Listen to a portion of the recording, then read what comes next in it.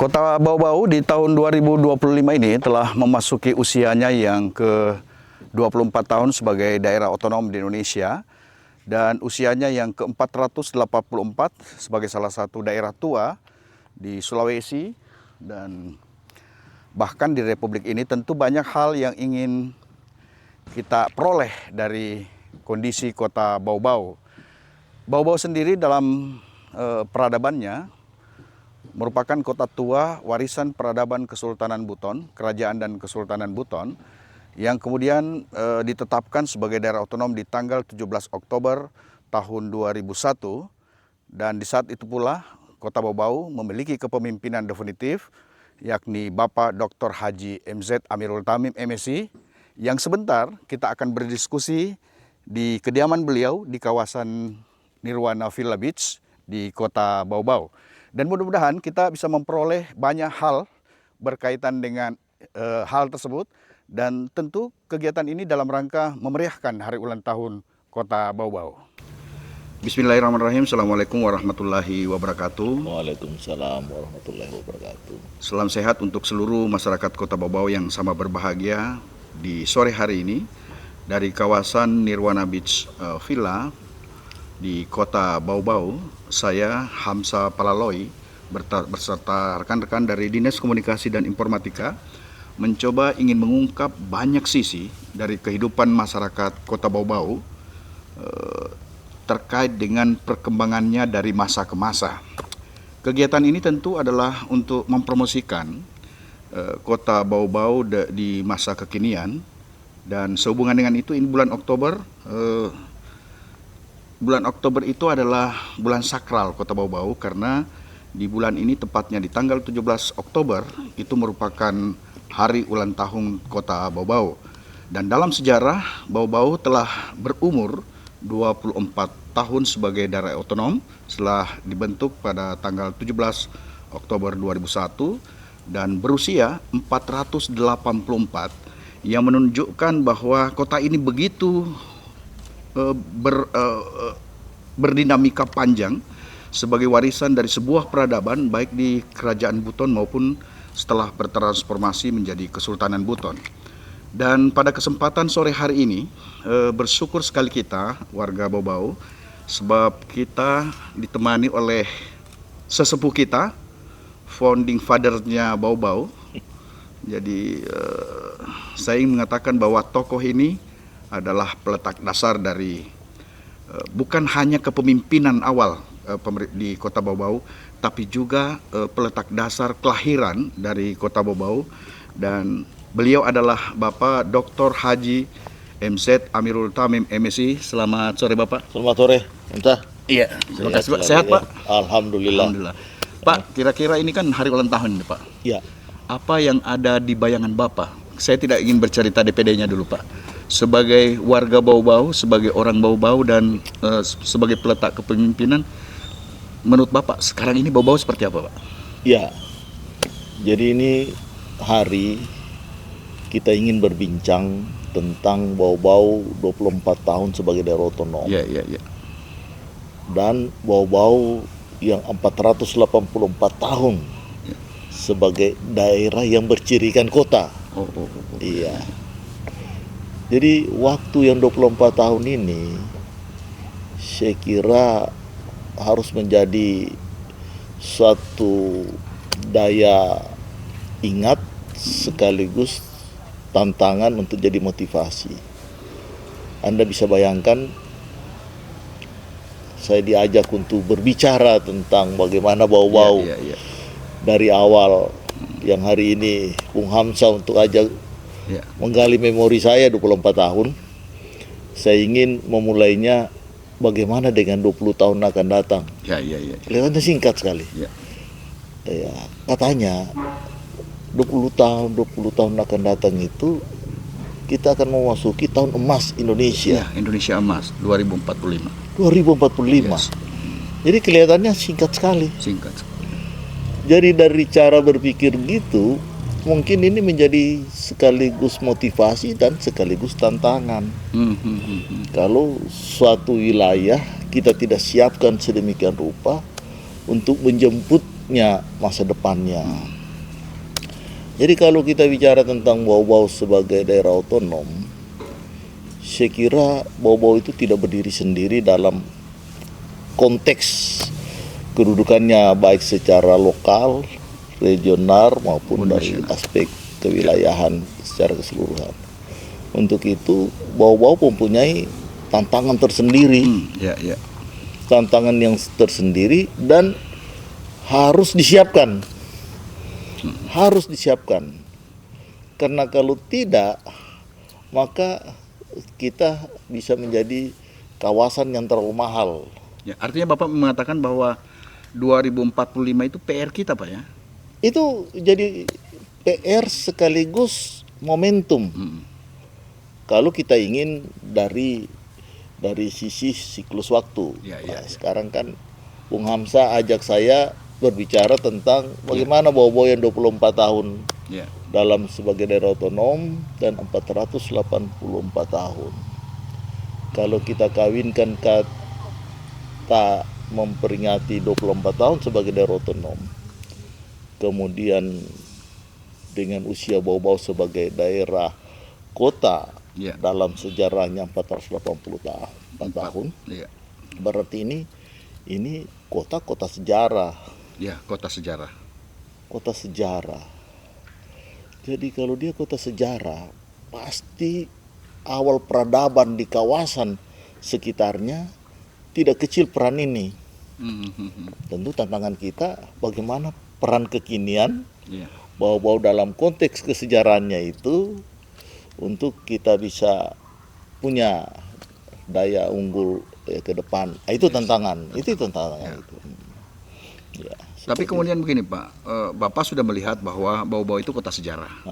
Tapi yang saya ingat ketika kepemimpinan Bapak sebagai wali kota definitif pertama di daerah ini, itu justru Bapak visinya mengarah kepada kawasan perekonomian dan jasa. Itu kenapa seperti itu, Pak? Iya. Jadi yang pertama bahwa tidak mungkin seorang Amirul bisa menyelesaikan mimpi panjangnya orang Bau-Bau atau Buton sekitar. Nggak mungkin. Jadi karena kita diberi amanah 20 tahun yang lalu ketika usia kota itu baru 2 tahun, maka sebagai seorang Amirul yang punya amanah hanya 5 tahun cara berpikir kita pada waktu itu, maka yang pertama bagaimana kita melihat Bau-Bau ini dari sisi peran ekonominya, potret masyarakatnya. Ternyata kota ini dia punya keunggulan dalam dagang dan jasa. Dagang dan jasa. Nah, pertanyaan kita, apa faktor pendukung untuk dagang dan jasa? Kita punya pelabuhan sempit, ya kan? Kita punya ruang ekonomi terbatas sekian puluh tahun, malah ratusan tahun di sekitar Wali dan sekitarnya. Ya kan? Pertumbuhan ekonomi hanya terpusat di kawasan itu. Dari tahun ke tahun dalam kesejarahannya. Kemudian kita tumbuh dalam dinamika kewilayahan. Karena kita ini pemekaran dari Kabupaten Buton.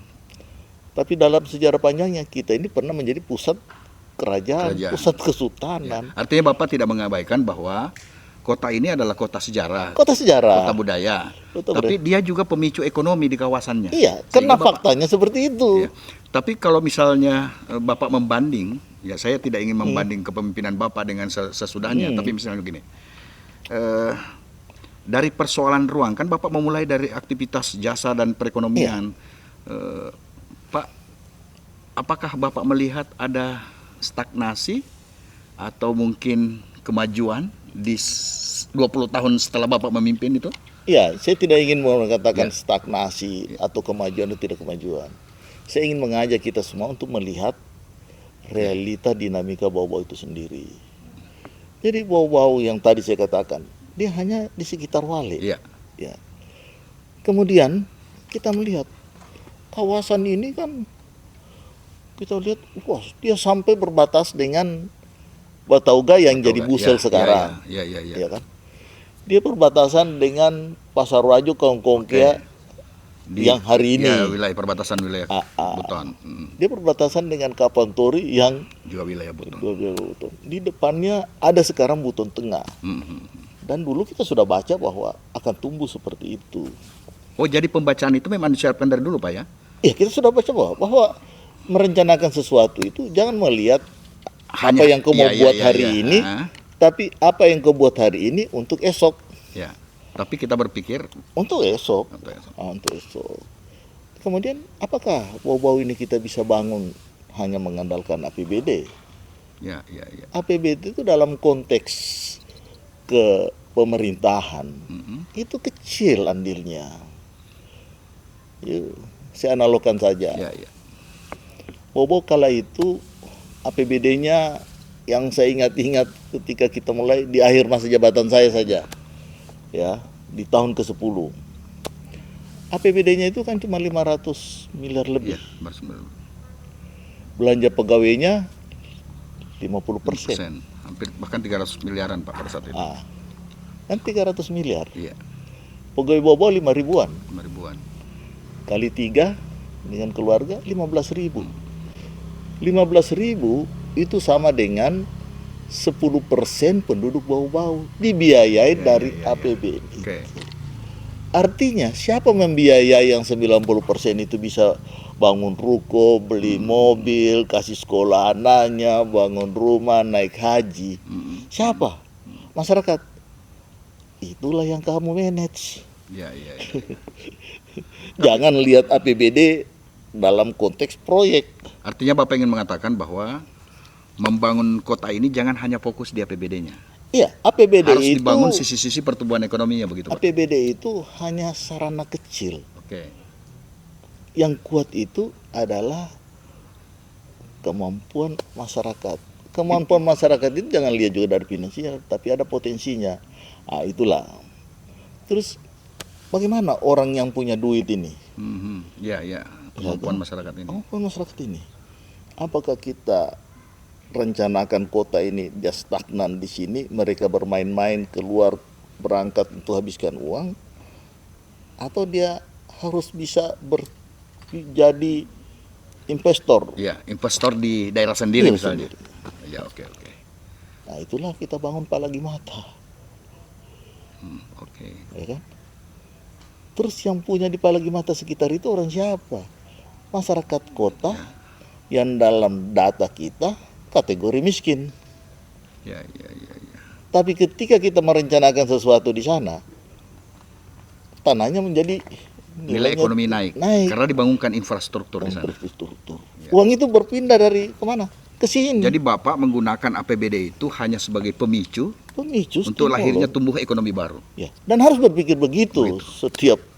Jadi yang Bapak buka itu kawasan Kota Baru Palagi Mata, kemudian kota satelit di kawasan utara itu bagian dari strategi memicu pertumbuhan ekonomi. Strategi untuk pertumbuhan ekonomi memberikan satu stimulus untuk tumbuhnya pemerataan dan pembagian kue-kue. Bukan pembagian kue-kue dari APBD, kecil APBD tadi seperti kita. Tetapi bagaimana dia menjadi kekuatan ekonomi masyarakat itu bisa dia melakukan investasi. Kalau seorang juga dia hanya punya kemampuan sedikit, tetapi cara berpikirnya tinggi, kan ada dunia pemodalan melalui perbankan. Iya. Kita lihat waktu itu, saya melihat di tahun pertama saya, kok kita punya LDR atau pinjaman dari masyarakat, dari perbankan. Itu cuman sekitar sekian persen, ya kan? Lihatnya kita sebenarnya dana pihak ketiga kita pada waktu itu, saya nggak usah sebut angka-angkanya, tapi fenomenanya setiap kita naik kapal dulu, kan Anda bisa lihat itu orang bank dikawal polisi, bawa uang tunai ke Kendari. Iya toh? Iya. Apa artinya itu? Artinya uangnya orang bau-bau yang menjadi dana pihak ketiga di bank-bank bau-bau itu tidak kepake, Terpaksa harus di sana. harus dibawa ke sana. Dan itu menimbulkan capital flight, Pak. Iya, itu bukan iya, termasuk Iya, capital Dia flight. kategori capital flight karena capital uang flight. yang harusnya ada di sini Ada kita di bawa sini. keluar. Nah, sehingga pada waktu itu saya berjuang agar bau-bau itu bisa juga untuk pencairan, Ya, clearing. sebagai clearing. Ya. Sehingga diresmikanlah BPD sebagai kota clearing yang ke-50. Ya. Salah satu instrumen untuk uang itu. Tunggu dulu Pak, saya ingin mempertegas kepada warga kita di Kota Bau-Bau bahwa Pak Amirul dalam membangun kota ini logika pertamanya adalah dia tahu bahwa Bau-Bau itu kota tua, kota sejarah, dan dia juga menjadi pusat pertumbuhan ekonomi. Karenanya branding awal kota ini itu adalah membangun kawasan perekonomian kawasan perekonomian di Sulawesi Tenggara, jasa dan perekonomian. Kawasan perekonomian ini warga Bau-Bau dan sebagainya, Pak Amirul sadar bahwa dana sharing pusat ke daerah melalui APBD itu ternyata tidak cukup untuk melakukan pembiayaan dari seluruh aktivitas pemerintah Kota Bau-Bau. Kecil sekali. Sehingga harus ada strategi. Iya. Strateginya adalah membangun kawasan-kawasan baru, membangun pusat-pusat pertumbuhan baru, kemudian meminta orang masuk, termasuk pihak perbankan. Pak, dalam segi menata ruang aktivitas orang gimana itu Pak pada saat itu? Iya, jadi yang pertama kita lihat dulu, kok bank ada di Wale, Ya kan? Ya, Pasar di Wale, di Wale. para pelaku ekonomi juga ada di Ada sekitar Wale, Batara Guru, Ya. ya kan? Kemudian pasar kita mati, kan Wameo, Wameo pada saat itu tidak bergairah. kan Pak. saya. Heeh. Masih. Itu satu indikasi bahwa ekonomi ini hanya dipegang oleh segelintir orang Bau-Bau. Ya. Padahal dari aspek kewilayahan sejarah panjangnya Ya, tadi mempunyai catatan-catatan bahwa ini kawasan adalah kawasan strategis. Tidak mungkin dia tumbuh sebagai suatu kerajaan dengan sejarah panjangnya, pemerintahannya yang itu, hebatnya sumber daya manusianya pada waktu itu, sampai kuatnya saja kolonial itu tidak dia jajah. Ya. Karena Ya, diplomasinya yang tinggi. Ya. Berarti kita sebagai generasi yang sekarang, sejarah itu harus menjadi masukan-masukan untuk bisa melihat apa yang kita lakukan. Sehingga pada waktu itu visi saya pertama menjadikan Bau-Bau sebagai pintu gerbang ekonomi dan pariwisata di Sulawesi Tenggara. Ya. Pintu gerbang ekonomi dan pariwisata di Sulawesi Tenggara. Sehingga instrumen pendukungnya bagaimana kita bangun bandara. Ya kan? Ya. Bagaimana kita fungsikan pasar. Bagaimana kita datang supaya BCA mandiri masuk. Yes. Ya kan? Ya. Dari 4 bank jadi berapa bank sekarang? Sudah banyak bank Pak. Iya. Hampir semua bank-bank nasional sudah ada di Bau-Bau. Dan itu langkah-langkah yang saya datangi semua untuk. Tapi kemudian pada saat itu Pak Amirul, Bapak sempat disoroti loh pada saat itu karena Bapak ada peristiwa penolakan Vinjer Pelabuhan. Itu kenapa Pak? Kalau Vinjer Pelabuhan begini, kita ini Bau-Bau ini dalam konteks kepelabuhanan, kita ini berperan sebagai pusat kegiatan nasional. Yes. Program Vinjer itu satu indikasi pusat membacanya kita ini kategori pelabuhan kita ini pusat kegiatan wilayah. Pusat kegiatan wilayah itu adalah pelabuhan menghubungkan pelabuhan satu titik dengan pelabuhan lainnya dalam satu wilayah provinsi. Kan saya akan dicaci maki oleh generasi Bau-Bau ke depan mengizinkan Vinjer yang merendahkan posisi pelabuhan Murum itu sendiri dalam kategori dia pelabuhan nasional. Sehingga saya katakan ini tidak boleh. Ini pelabuhan nasional. Faktanya coba lihat jadwal Pelni. Yes. 1 minggu itu berapa kali? Singgah di pelabuhan Bau-Bau. Coba lihat beberapa pengusaha kita itu ekspor dari pelabuhan Bau-Bau keluar hasil laut yang lalu ya. Ya. Kemudian kita punya bank BNI itu sudah berstatus bank devisa. Maka seorang Amirul pada waktu itu apapun risikonya, saya harus menolak itu untuk mengatakan bahwa pelabuhan Bau-Bau bukan untuk kategori Finger. Ya. Tapi pelabuhan Bau-Bau adalah pelabuhan nasional. Dan kalau itu terjadi, mungkin banyak dampaknya di kawasannya, Pak. Dan Termasuk perwajahan kota kita misalnya. bukan saja itu, peran ekonominya hilang. Ya.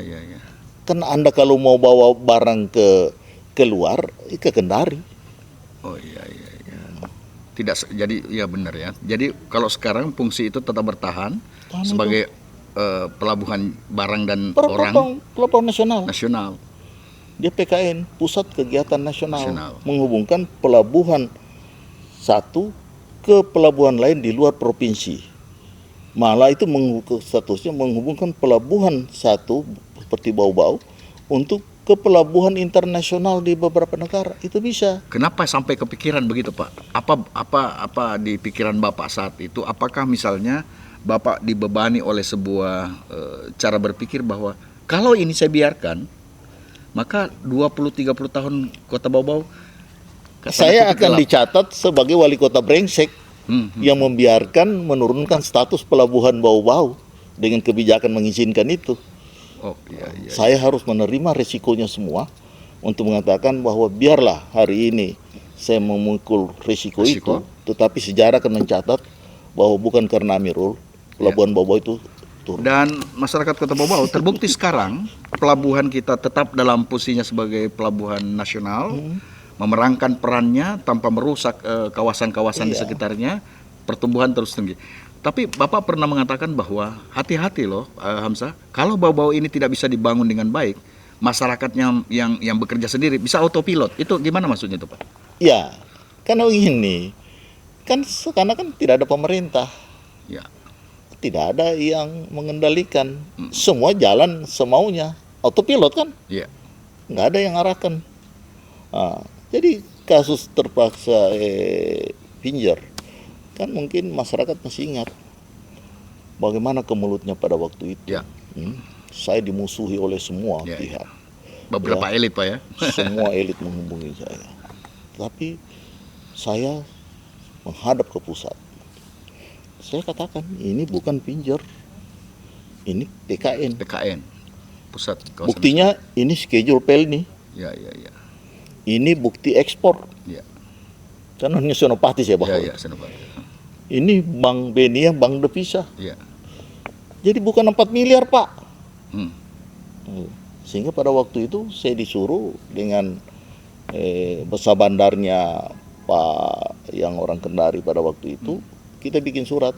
Maka pada tahun berikutnya lahirlah anggaran 200 miliar untuk pembangunan pelabuhan kita itu. Tapi saya masih ingat Bapak, jadi indeks Gini rasionya kita pada saat itu tidak terlalu lebar. Ya. Dia hanya main di 0,3, 0,2. Ya. Sekarang sampai 0,4, Pak. Ya. Bapak bisa bercerita kenapa ada melebar sekali jarak ekonomi itu? Apa kita salah strategi misalnya di konteks kita membangun daerah, atau mungkin kita butuh evaluasi dari berbagai sendi? Iya, sebenarnya kan Bau-Bau ini kan secara fisik, topografi, dia kota bertingkat, ya kan? Kemudian sebagai kota tua, pola pemukimannya itu pesisir. Yes. Setelah kita petakan, kota pesisir ini masyarakatnya kok miskin. Oke. Ya kan? Iya. Miskin. Maka tidak mungkin saya mau menyelesaikan dalam waktu 5 tahun, 10 tahun bagaimana mengangkat derajat ini. Oleh sebab itu strateginya adalah bagaimana memanage ruang. Memanage ruang. Bagaimana merekayasa pesisir. Itulah Pantai Kamali, Kota Mara, Lakologo, dan seluruh instrumen kawasan publik yang ada. Iya, karena kita ini sebagai kawasan dengan sejarah maritimnya, daya dukung darat itu tidak memadai. Karena dulu kan hanya melayani lambo-lambo, sope-sope, cukup di muka Kota Mara saja. Dan Bapak, saya dulu menulis itu dari timur membangun peradaban, Pak Ya. Amirul itu. Artinya begini, saya punya cara berpikir bahwa Pak Amirul itu di zamannya bukan Pak Amirul ya, saya tidak bermaksud mengkultuskan, tapi kota Bau-Bau pada saat itu benar-benar dikenal di kawasan timur Indonesia. Ya. Kita bisa menjadi pelecut dalam segala hal di kawasan timur. Ya. Tapi saya dalam perjalanan ini Pak, saya ingin mengatakan saya agak sedikit gelagapan sebenarnya. Menurut Bapak, ini kan sebagai yang mengorkestrasi Bau-Bau di awal misalnya, Pak, Bapak terbuka aja secara ini kita mengevaluasi perjalanan Pak. Ya. Apakah misalnya kita masih melakukan perlambatan atau sudah berada di relnya tapi butuh lecutan atau apa? Karena kita memasuki 24 tahun Pak Ya. daerah otonom. Jadi Bau-Bau itu kan kekuatan kewilayahannya ada. Yes. Tapi pengendalinya kan di birokrasi. Ya. Jadi saya ya minta maaf. Ketika birokrasi kan saya tidak melakukan sistem kekeluargaan. Ya. Saya rekrut. Kemudian saya sadar bahwa peran birokrasi ini besar. Jadi saya sekolahkan. Kan kalau sadar pada waktu itu saya sekolahkan. Tapi tidak cukup saya sekolahkan. Ya. Saya suruh melihat sampai ke luar negeri. Melihat. Ya. Ada yang ke Malaysia, ada yang ke Korea. Pokoknya Pak. semua ke Cina lihat. Karena ternyata kan bangku kuliah, bangku sekolah itu tidak cukup membuka wawasan. Sehingga kita harapkan bahwa birokrasi itu punya peran besar dalam menata itu. Tapi minta maaf kan, begitu pergantian kan Ya. jebol desa. Orang yang tidak tahu dari ini, dari mental model juga yang lain, ya minta maaf ya. Ya. Ini kan kita bicara tentang 24 Kota kita, tahun. kita mengevaluasi Untuk kota kita perjalanan kita, menyebut tahun 45 itu 20 tahun akan datang itu kalau kita tidak sadar dalam 24 tahun ini ya kita akan tertinggal. Karena kita melihat daerah sekitar kita tumbuh dengan kehebatannya, sehingga ini menjadi tantangan. Sehingga peran birokrasi itulah kita kasih sekolah. Macam-macam sekali kita kasih kuliah. Investasi jangka panjang Pak ya. Investasi jangka panjang Iya. untuk menyiapkan sumber daya aparatur. Ya. Tetapi ternyata sumber daya politik lebih keras daripada sumber daya politik. Nah, ini kesadaran. Ini saya minta maaf untuk ini, tetapi karena 20 tahun akan datang ternyata bukan waktu yang lama. Saya dilantik dari 2003, berarti 22 tahun lalu.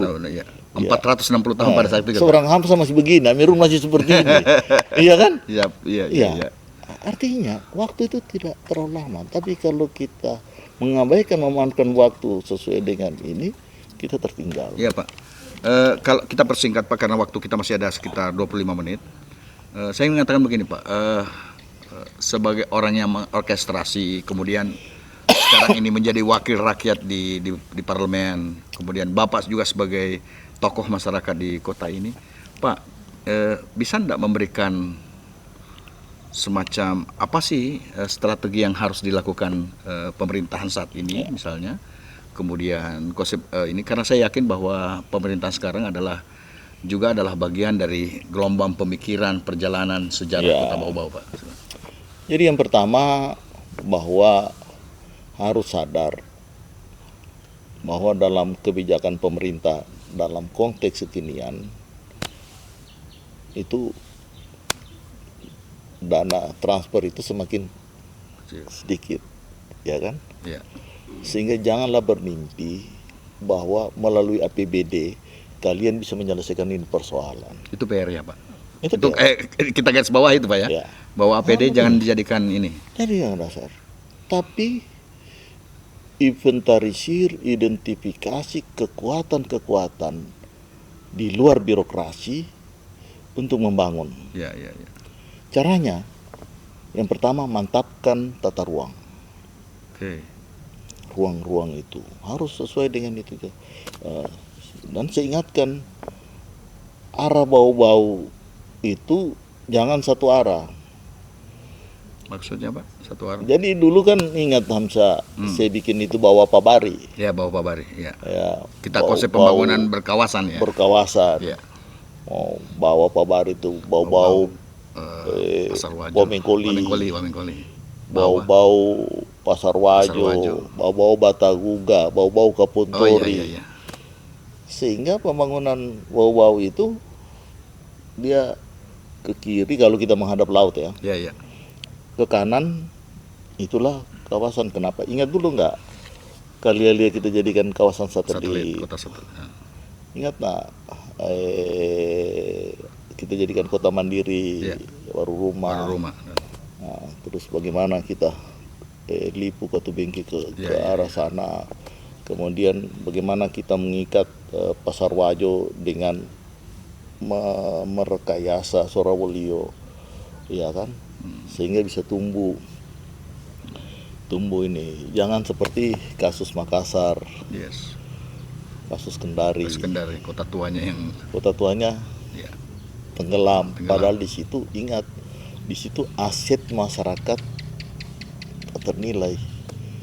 Kalau Anda membangun satu arah, kota bau-bau ini, kota lamanya, yang tadinya di situ semua orang kayanya bau-bau, itu menjadi miskin karena nilai asetnya turun.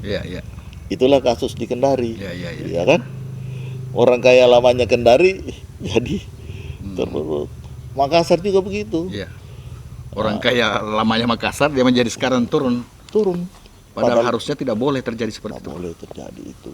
Kita harus perkuat, jaga nilai investasi mereka. Kemudian kita merangsang tumbuhnya pelaku-pelaku ekonomi baru secara seimbang, ya kan? Jadi kalau kita inventarisir, identifikasi, jujur katakan, berapa orang Lipu sekarang yang sarjana? Ya, betul. Ya kan? Berapa orang di Waruruma, di Seria itu yang sudah jadi doktor, jadi apa? Itu karena itu. Belum lagi yang di Surabaya. Sadar. Itulah instrumen-instrumen bagaimana. Jadi untuk kita pemerintahan akan datang, bagaimana mensiasati, memfasilitasi dengan instrumen kebijakan sehingga ada pemerataan ruang wilayah. Jadi kalau saya bisa sarankan, buka peta lama kita. Dalam skenario pembangunan bau-bau itu dengan tahapan-tahapannya.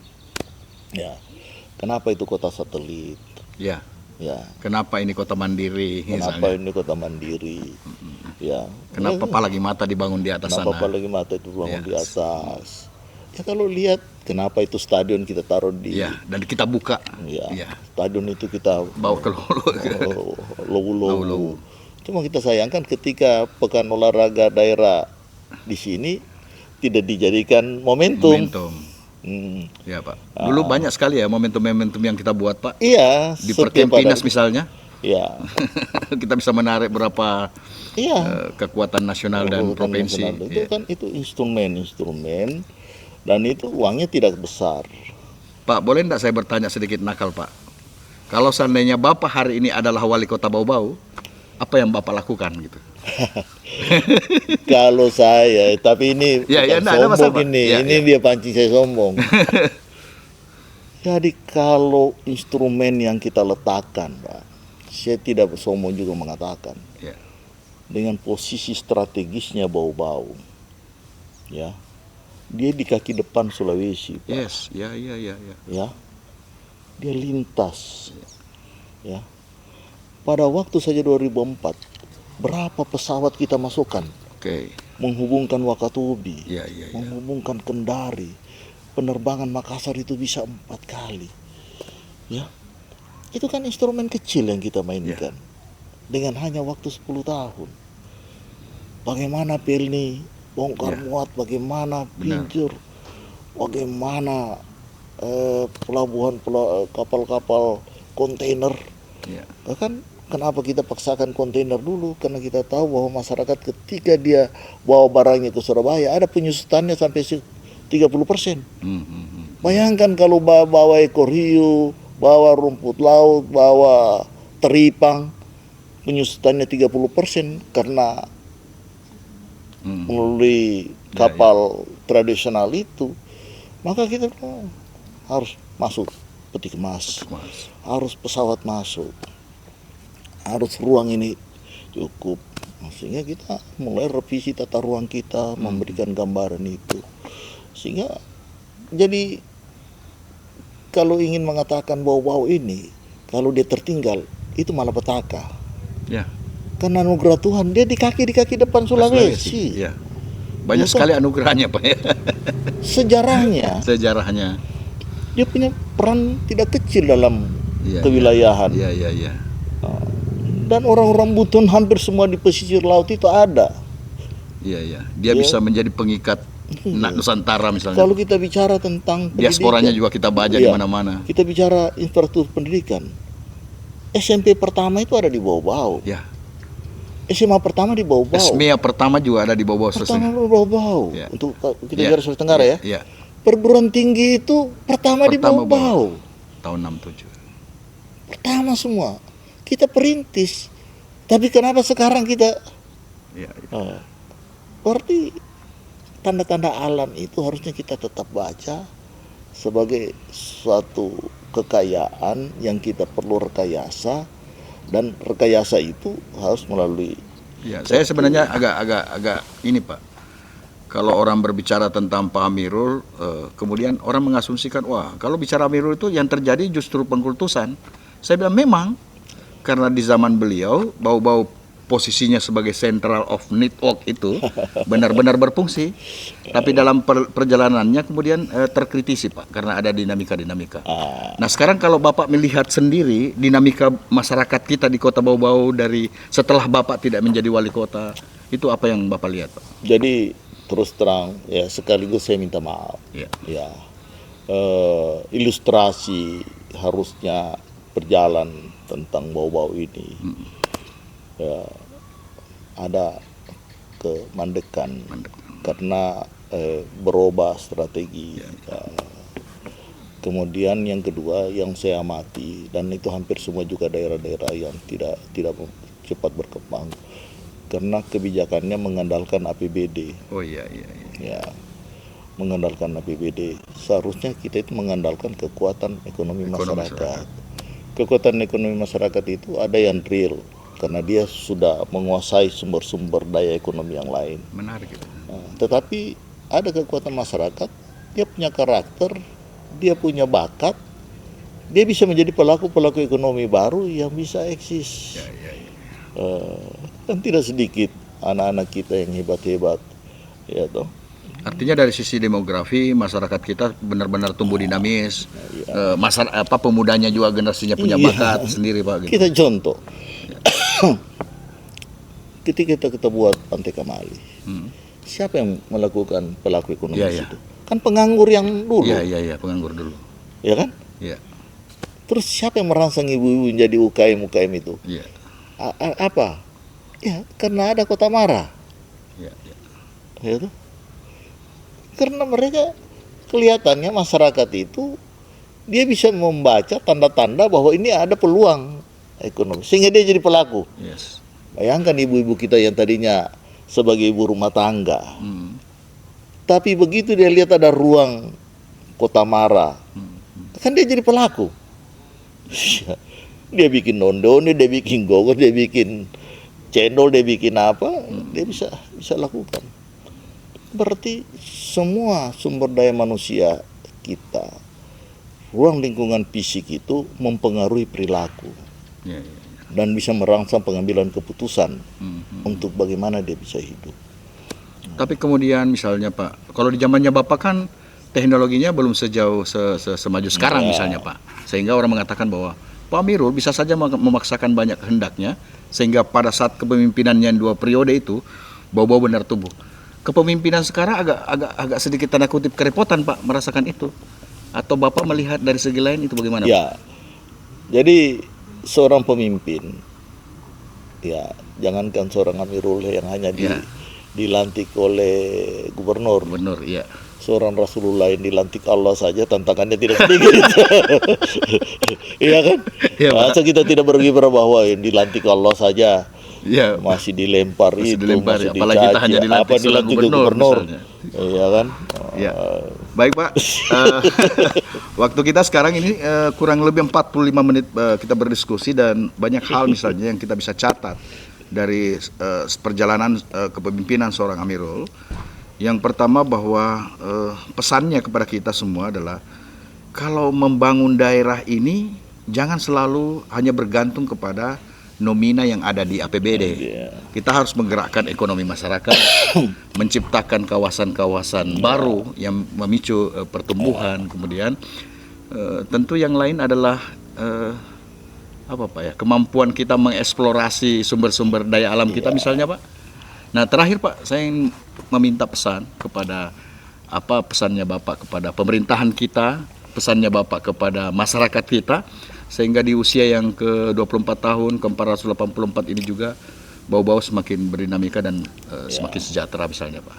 Jadi yang pertama saya kira kepada masyarakat, mari kita lihat realita bahwa kota kita ini punya prospek yang baik. Prospek yang baik tentu sebagai kota ekonomi, karena posisinya dan peran-peran keekonomiannya. Nah, untuk itu jaga dan taati tentang garis-garis sempadan dan peruntukan kawasan. Ya. Karena kalau Anda paksakan keluar daripada garis-garis itu, 10 tahun akan datang adalah risiko pelebaran jalan, kesemrawutan. Berarti 10 tahun akan datang akan memulai lagi dengan merekayasa ulang potensi itu. Itu masyarakat lah ya. Itu masyarakat. Tapi juga untuk aparat sekaligus punya kewajiban mengawal dan mengingatkan.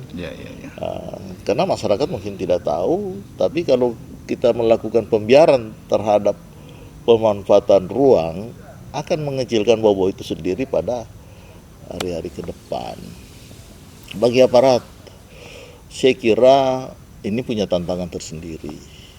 Karena nuansa politik itu lebih dominan daripada nuansa-nuansa ekonomi lain. Tapi yang harus diingat bahwa bau-bau ini punya kekayaan sejarah, budaya. Itu yang harus dipadukan di dalam bagaimana kita memanfaatkan nilai-nilai kebudayaan dan yang dilandasi oleh agama di. Itu saya mau underline, Pak. Tadi saya memulai pembicaraan bahwa Bapak berangkat dari visi membangun kawasan perekonomian dan pariwisata di Sulawesi Tenggara. Kemudian minta maaf kepemimpinan wali kota kita, Bapak Haji Yusran Fahim SE dan Ibu Waude Hamsina Bolu, memiliki visi bau-bau menuju bau-bau kota budaya yang ramah, cerdas, sejahtera, bermartabat dan sejahtera. Konteks kalimat itu menurut evaluasi Bapak gimana? Ya, itu berarti dia tetap mengikat rantai yang kuat bahwa bau-bau itu adalah kota sejarah yang punya karakter budaya yang tinggi, sehingga nuansa dia harus ramah.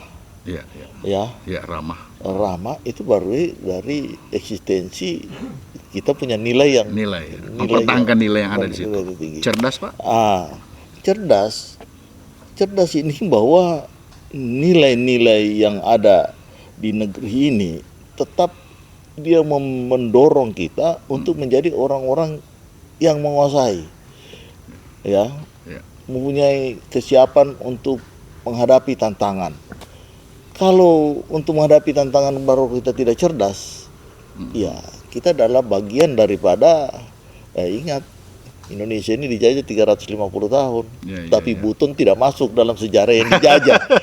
Berarti ada nilai. Kecerdasan itu tetap terpelihara dari dulu sampai sekarang ya, Pak. Terus kenapa dengan konteks begini kalian terpaku dengan instrumen-instrumen luar? Kan rasa merdeka lah kita untuk meraih gitu. Makanya konsepsi bermartabat ada di situ, Pak.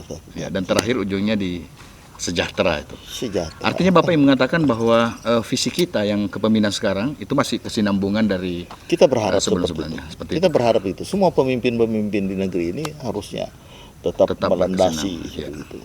Ingat, kita ini bukan mental orang dijajah.